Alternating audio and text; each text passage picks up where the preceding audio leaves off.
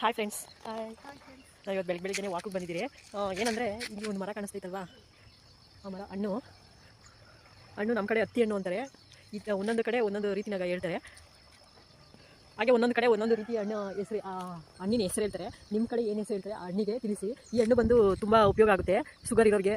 ಅಂದರೆ ಈಗಿನ ಒಂದು ಇದ್ರೊಳಗೆ ಹಳ್ಳಿ ಸೈಡು ಸಿಟಿ ಈಗಿನ ಇದ್ರೊಳಗೆ ಜಾಸ್ತಿ ಇದನ್ನು ತಿನ್ನೋಕ್ಕೋಗಲ್ಲ. ಇವಾಗ ನಾವೇ ತಗೊಳ್ರಿ, ನಮಗೆ ಇದ್ರ ಬಗ್ಗೆ ಅಷ್ಟು ಇದಾಗ ಗೊತ್ತಿಲ್ಲ, ನಾವು ತಿನ್ನೋಕ್ಕೋಗಲ್ಲ.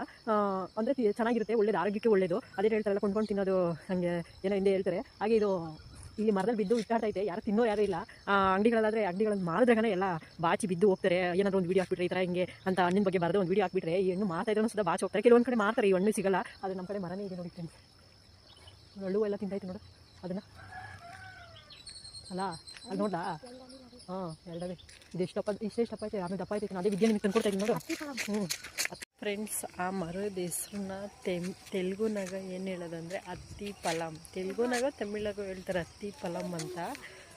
ನೋಡ್ರಿ, ಬೆಳಿಗ್ಗೆನೆ ಹಸುನ ಮೇಯ್ಸೋಕ್ಕೆ ಹಿಡ್ಕೊಂಡು ಹೋಗ್ತಾ ಇದ್ದಾರೆ ಫ್ರೆಂಡ್ಸ್. ಸಾರಿ, ತಮಿಳಾಗ ಅತ್ತಿ ಪಂಡು, ತೆಲುಗುನಾಗ ಅತ್ತಿ ಫಲ ಅಂತಾರಂತೆ. ನಿಮ್ಮ ಕಡೆ ಏನು ಹೇಳ್ತಾರೆ ಕಮೆಂಟ್ ಮಾಡಿ ಫ್ರೆಂಡ್ಸ್. ಹಾಗೆ ಇನ್ನೊಂದು, ಇದು ಏನು ಅಂತ ನಿಮಗೆ ಗೊತ್ತಿರಬೇಕು, ನೋಡಿದ ತಕ್ಷಣ ಗೊತ್ತಾಗುತ್ತೆ, ತಿಂದಿರೋರು ಗೊತ್ತಾಗುತ್ತೆ ಇದ್ರ ಟೇಸ್ಟು, ಇದು ಏನು ಹಣ್ಣು ಅಂತ.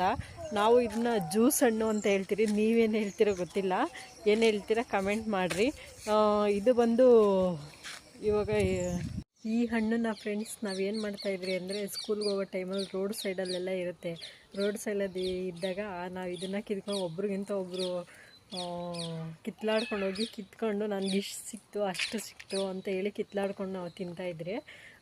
ಮತ್ತು ಇವಾಗ ಅದು ಜ್ಞಾಪನ ಬಂತು ನನಗೆ ಅಲ್ಲಿ ನೋಡಿ. ಇವಾಗಲೂ ಅಷ್ಟೇ, ನನಗೆ ಎಲ್ಲಾದರೂ ಸಿಕ್ಕಿದಾಗ ಈ ಹಣ್ಣನ್ನು ನಾನು ತಿಂತೀನಿ. ಒಂದೊಂದು ಟೈಮಲ್ಲಿ ಒಂದೊಂದು ಥರ ಇದು ಹಣ್ಣು ಟೇಸ್ಟ್ ಇರುತ್ತೆ. ಸ್ವಲ್ಪ ಈ ಥರ ಇದು ಪಿಂದೆ ಬಂದು ಹಣ್ಣು ಸ್ವಲ್ಪ ರವಷ್ಟು ಒಂದು ಅದಕ್ಕೆ ಮೀಡಿಯಮ್ ಆಗಿದ್ದಾಗ ಆವಾಗ ಹುಳಿ ಬರುತ್ತೆ. ಈ ಹಣ್ಣು ತಿಂದರೆ ಹುಳಿ ಈ ಥರ ಇರುತ್ತೆ.